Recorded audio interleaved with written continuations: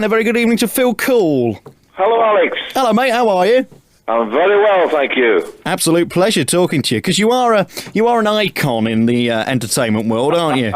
Well, Bob Dylan, when he was called an icon, he said it really meant he was a washed-up has-been.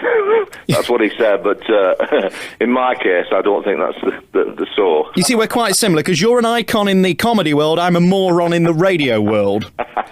It's similar. Oh, I wouldn't say that, Alex. No. You are renowned. You were called the original Mr. Rubberface.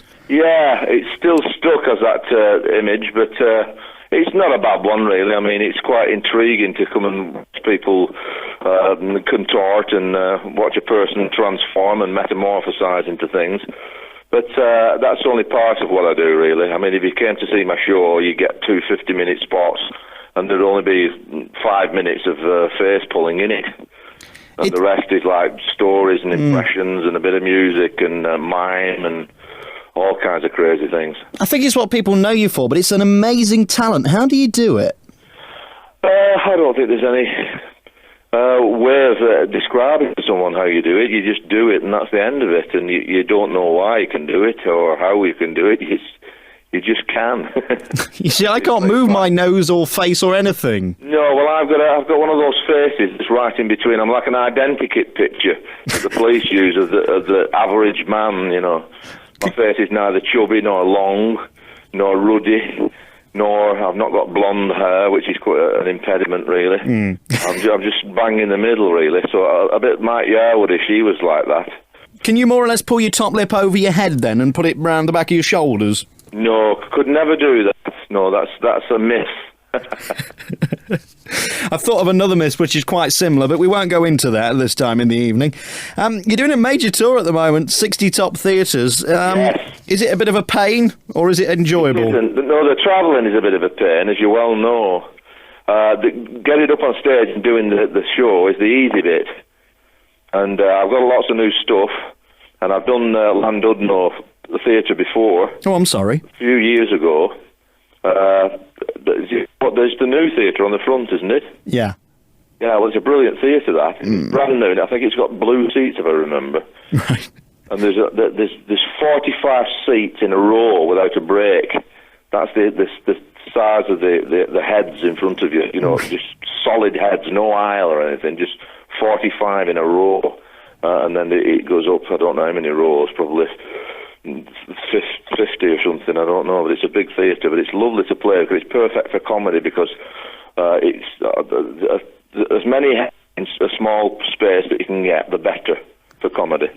Do you ever lose your bottle when you walk out on stage, and particularly in the bigger theatres, the auditoriums? Would you ever walk out there and think, oh, God, what am I doing? I wish I was a binman. Not really, no. I mean, it's like diving off a diving board. You start off the side, and then you dive from 5 foot height, and then you dive from 7 foot, then you dive from 10 foot, and over the years you can dive from 70 foot, and people say, how do you do it, you know? But you've built up to it, and that's how you do it, and it's the same with comedy as well. You just got to hope you don't sink. No, well, years and years ago I used to be terrified, but I went on, and I just,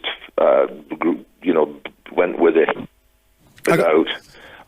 But as the years have gone on, it's got a bit easier, especially when I broke away from all the cafe venues that I hated, and I got myself a TV series and got myself well known, and then I was able to do the theatres, and people were paying money to come and see me then. So it's a different ball game. People are paying money to come and see. I mean, they're up for it. That's what they're there for. You're not a sideshow. I've got so much to ask you, mate. I don't know where to start. I know there's a subtle difference between doing TV and doing live shows. The live shows, you get what you get, and you either like it or lump it. With TV, you can go back and record it. What do you prefer doing yourself?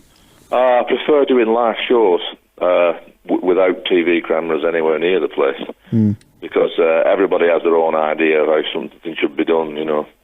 And there's quite often that you find that TV is really awkward to do because there's too many restrictions on it. I mean, the timing for a start has got to be bang on. Essentially, I prefer live work than doing TV because it's a lot of hassle doing TV. You wouldn't understand, you know, unless you've done it. Will you be willing to do more TV though if it comes up? I would, yeah. I wouldn't do a full stand-up series because I've not enough material to do that, and I don't think that's what they want at the moment. I don't think they want a guy doing impressions half an hour for 6 shows running. It's gone more like broken comedy now, like The Fast Show and what's his name, Harry Enfield. It seems to be more sketchy or concept like Steve Coogan type stuff. I'd like to venture into that. Or do a sitcom or something, or something, a straight role or something, just for a change. You know, I've been doing this for 23 years, and it's not that I'm getting fed up with it. I love making people laugh, don't get me wrong, but it would be nice to just do something different. I mean, I'm booked down to do a film soon. I've got a small part with... You've got a small part? A small part, Should we be talking about this on the air? Yeah. It's funny you talk about role. Okay. Well, okay. I'm not a lovey, am I? So I'm using part instead of role. We're all thespians. You talk about making people laugh. Every time I go home and take my clothes off, people laugh. When I do that, they crack up in hysterics. We'll leave that one there, I think. It's interesting, though, about TV, and you're saying that. I think it's sad that they don't want face-to-face comedy. I mean, I'm sure with your face, it is a bonus being on TV because people can actually see exactly what all the bits of your face are doing. Whereas in a theatre, the bigger the theatre and the further back you are, the less you're going to see and accept and enjoy what you're actually doing. A lot of people think that, but when you actually come along yourself, you'll find that I do transmit all over the theatre, even though it's, you know, with the faces, the impressions. It does. I do reach the back. I mean, I've played to massive audiences before. Like I've done 4,000 without a big screen, and then with a big screen, I've done like one of those big screens at the back. Yeah. I've done 12,250 at the NEC. Must be a great feeling doing that, and as you say, when you've done it for so long, I don't know. I mean, what you do, I think, is brilliant, and I think the reason that you've made it the way you have is because you are different. You do stuff with your face that no other person's doing, and I think the thing with entertainment, you've got to be different, haven't you? Did you set out to be different in the way you are now when you started? No, it's just happened this way. I just did it my own way against all the criticisms and advice. I just went my own way.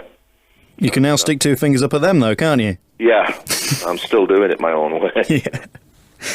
Well, as I say, there's so much we could talk about. We've got such little time and even less talent, as I'm proving. I'm about to go on stage soon. I know. Well, we'll have to get on. It's been great talking to you. You're coming to the Midlands. What's the Midlands audience like? Midlands are my favourite area, really. I've always liked the Midlands, even when I first started off, because they've got a good sense of humour and they're very gentle. They're a hard audience in the Midlands. They've always been like, up for it. So I'm looking forward to all the Midlands gigs. Cool. Cheers. Thanks for taking the time to talk to us. Cheers. Thanks for talking to me. See you soon. Ta-ra.